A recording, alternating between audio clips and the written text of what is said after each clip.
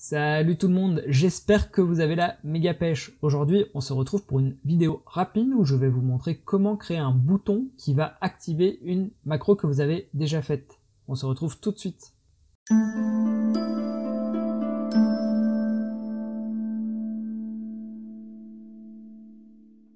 Alors, comme prérequis pour cette vidéo, il faut que vous ayez déjà créé et enregistré dans votre fichier personnel une macro. Si vous ne l'avez jamais fait, je vous mets une fiche vers une vidéo qui vous montre comment créer une macro pour mettre en forme une cellule. Donc pour la suite de cette vidéo, je pars du principe que vous avez une macro enregistrée dans votre Excel de ce genre-là.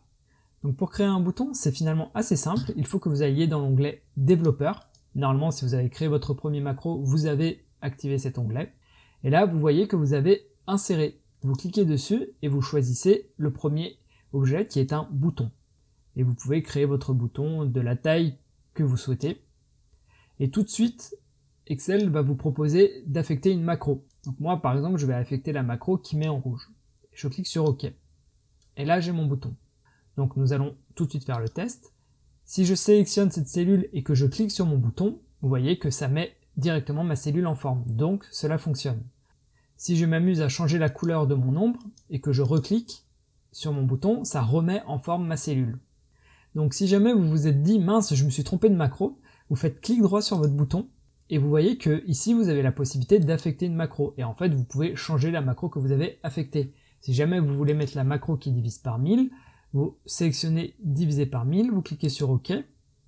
Et maintenant, lorsque je sélectionne ma cellule et que j'appuie sur mon bouton, ça divise par 1000. Vous pouvez maintenant, si vous le souhaitez, changer le texte qui est affiché sur le bouton. Donc moi, par exemple, je vais juste marquer divisé par 1000.